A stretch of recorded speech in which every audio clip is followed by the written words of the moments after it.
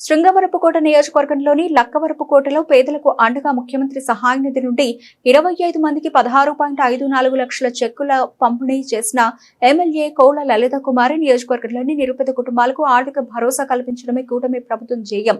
ఆదివారం ఎల్కోట క్యాంపు కార్యాలయంలో ఏర్పాటు చేసిన కార్యక్రమంలో ముఖ్యమంత్రి సహాయ నిధి ద్వారా మంజూరైన 16,54,033 రూపాయల విలువైన చెక్లను 25 మంది లబ్ధిదారులకు అందజేశారు. ఈ కార్యక్రమంలో కొత్త వలస పిఎస్సిఎస్ చైర్మన్ కోళ్ల వెంకటరమణ, అలాగే S Kota PSCS chairman Gorrupotu Simhachalam Naidu, parliament కార్యనిర్వహణ కార్యదర్శి నక్కరాజు చిన్నరాము, కూటమి పార్టీ కార్యకర్తలు, స్థానిక ప్రజలు పెద్ద సంఖ్యలో పాల్గొన్నారు.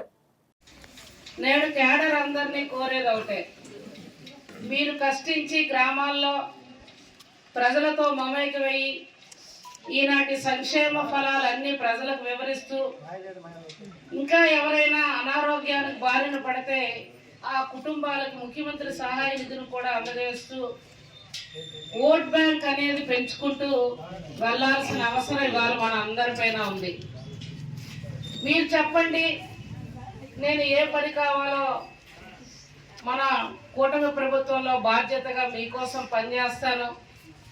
పార్టీలో కూడా గ్రామ అభివృద్ధికి రాంప్రసాద్ గారు కూడా పార్టీని కోఆర్డినేట్ చేస్తూ మన అందరినీ కలిసికట్టుగా ముందుకు నడిపిస్తారు.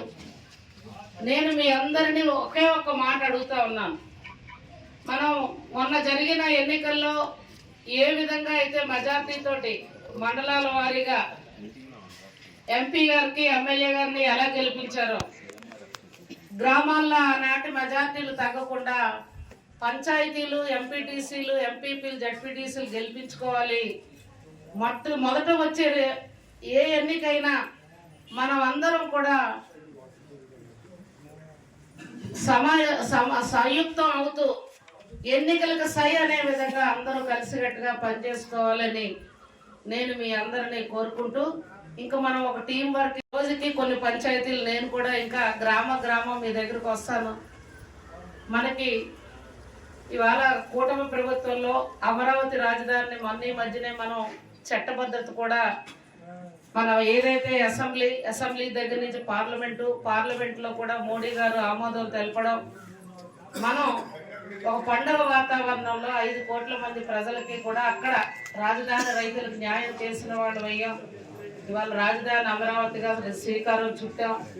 చంద్రబాబు గారి నాయకత్వంలో అమరావతి అభివృద్ధి అంచెలంచెలుగా ముందుకు ఇప్పటికే పరుగులు పెడుతుంది.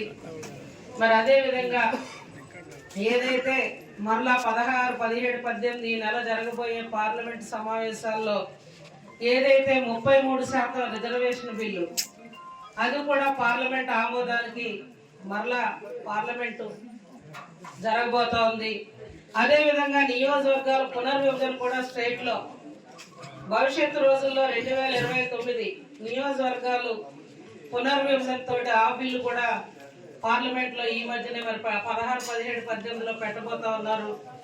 వీటన్నిటినీ కూడా పరిగణలో తీసుకుని భవిష్యత్తు రిజర్వేషన్ 33% ఇప్పటికే లోకల్ బాడీస్ ఉన్నాయి.